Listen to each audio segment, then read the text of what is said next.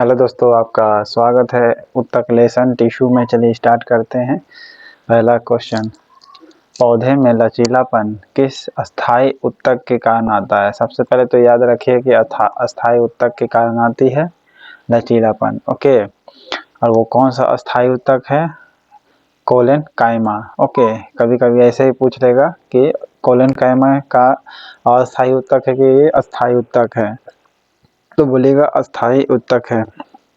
Okay, colon कायमा क्या है? अस्थायी उत्तक है और पौधे में लचीलापन आता है इसी कारण, कोलेन कायमा के कारण। ठीक है, कोलेन कायमा के कारण लचीलापन आता है। एगो कोले कायमा होता है, एगो कोलेन कायमा होता है। ओके, न का अंतर होता है सिर्फ। पौधे में लचीलापन किस अस्थायी उत्तक के कारण आती है? तो कोलेन कायमा के कारण आती है। ओके,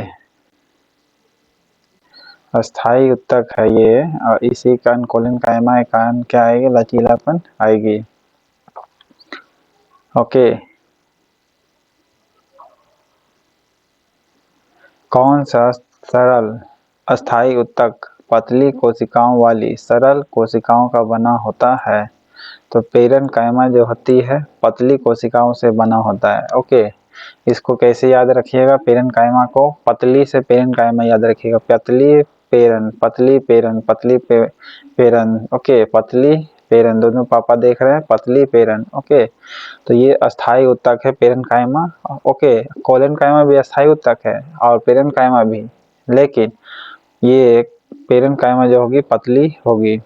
ओके, और कोलन कायमा के कारण क्या होती है? लचीलापन होती है पत्ता में। ओके, इसीलिए प्रायः वह उड़ता हुआ मुड़ता हुआ दिखाई पड़ जाएगा। ओके, पेड़ पौधा में तो किसके कारण होती है? कोलिन कायमा के कारण होती है। ओके,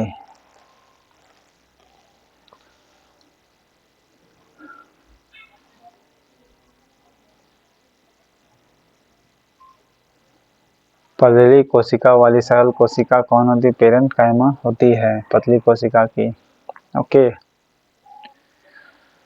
डैश श्वास नली में श्लेष्मा को आगे स्थानांतरित करने में सहायता करती है? कौन? पक्षमाभ। ओके, पक्षमाभ जो है यह श्वास नली में श्लेष्मा को आगे स्थानांतरित करने में सहायता करती है। ओके, पक्षमाभ। पक्षमाभ जो होगी ये श्वास नली में श्लेष्मा को आगे स्थानांतरित करने में सहायता करती है। ओके,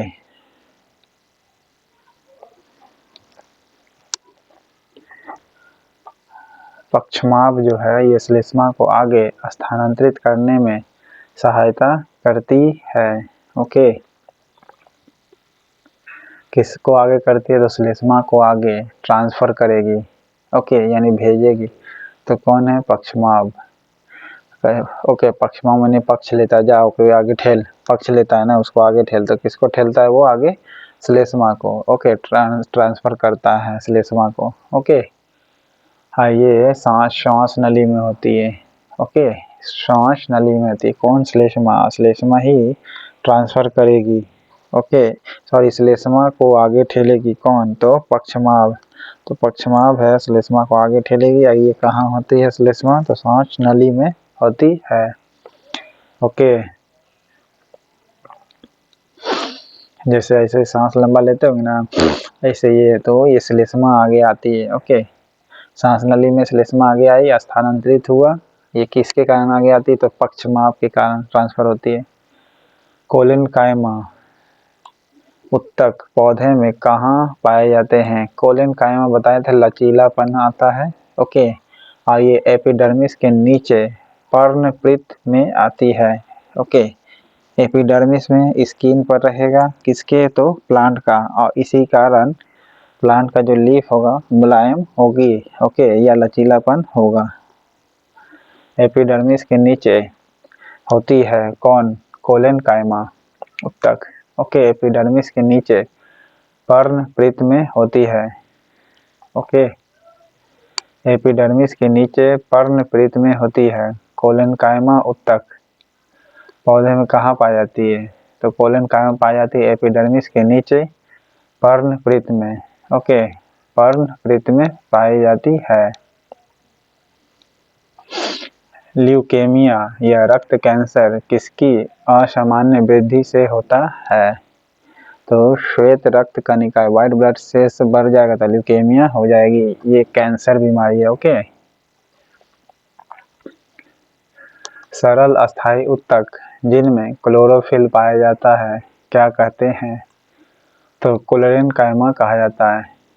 ओके, सरल होगा, अस्थायी उत्तक भी है क्लोरेन कायमा। ओके, कोलेन कायमा भी अस्थायी है, क्लोरेन कायमा भी अस्थायी है, क्लोरीन वाला एक तरह से आवाज आती है। ओके, क्लोरेन कायमा में ये भी अस्थायी उत्तक है। और ये सरल है जिनमें क्लोरोफिल पाया जाता है। ओके, क्लोरोफिल से क्लोरेन याद रखना है। क्लोरोफिल किसमें पाएगा? तो क्लोरीन, इन दोनों में तो नाम ही मिल रहा है क्लोरोफिल क्लोरेन कायमा। ओके, क्लोरोफिल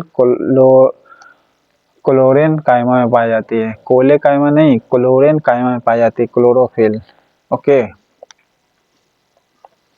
क्लोरीन कायमा आधा का देख रहे, क्लोरोफिल में आधा का, दोनों का आधा का से चालू है, तो क्लोरोफिल किस में पाया जाता है? क्लोरीन कायमा में। ओके, पैरन कायमा पतली होती है।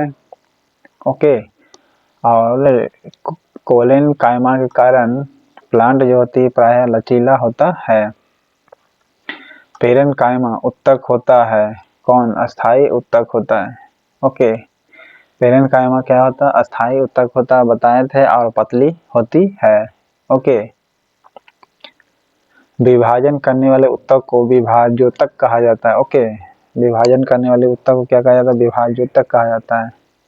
नेक्स्ट है, दो अस्थियां आपस में एक दूसरे से एक अन्य संयोजी उत्तक जो डैश से जुड़ी होती है उसे क्या कहते हैं? स्नायु कहते हैं।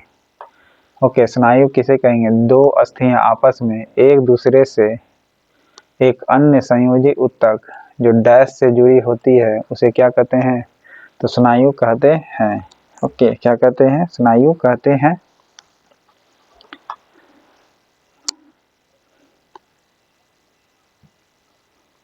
दो अस्थियां जो है आपस में एक दूसरे से एक अन्य संयोजी उत्तक जो डैश से जुड़ी होती है तो स्नायु कहा जाता है। ओके, क्या कहा जाता है? स्नायु।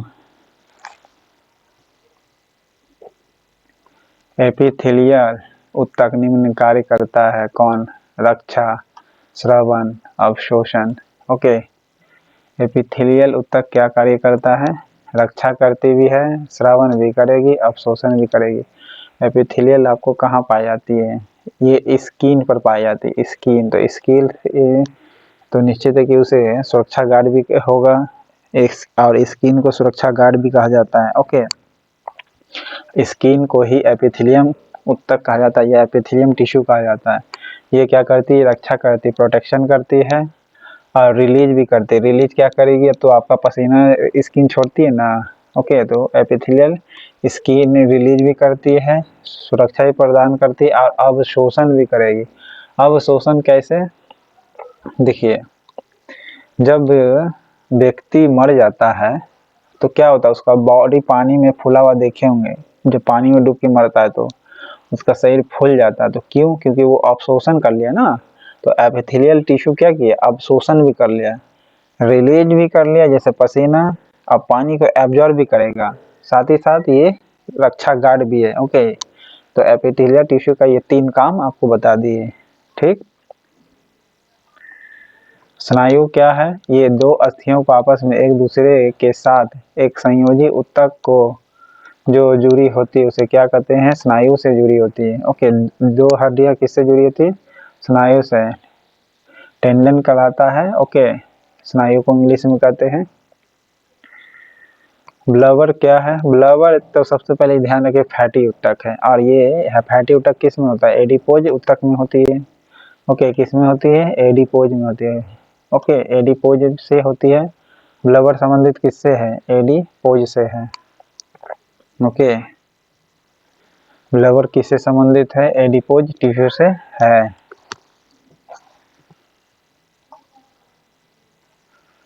कोशिकाओं का वह समूह जो समान उत्पत्ति, समान संरचना और समान कार्य को संपादित करते हैं क्या कहलाते हैं? उत्तक कहलाते हैं। ओके, क्या कहलाते हैं?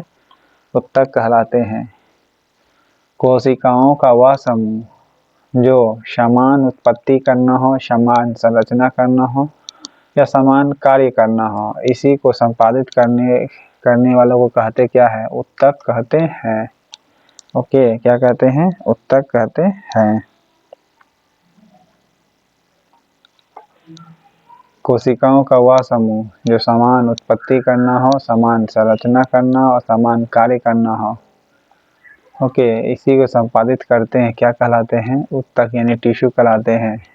ओके, टिश्यू ऐसे भी देखेंगे, कोई टिश्यू पकड़ लीजिएगा तो उसका उत्पत्ति भी समान होगा। कहीं का भी आप टिश्यू निकालिए, चाहे किडनी का निकालिएगा तो वही, कहीं भी उसको तोड़ फोड़ के देखिएगा तो सेम उत्पत्ति होगा, यानी सब सेम होगा।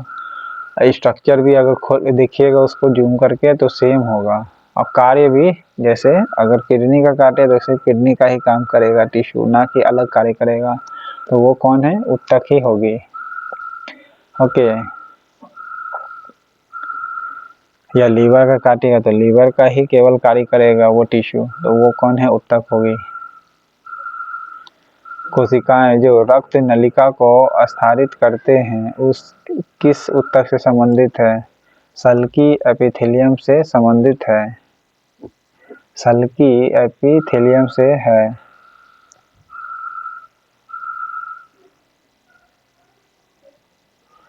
मानव शरीर में सबसे अधिक पाए जाने वाला प्रोटीन कौन सी है? कोलेजन है।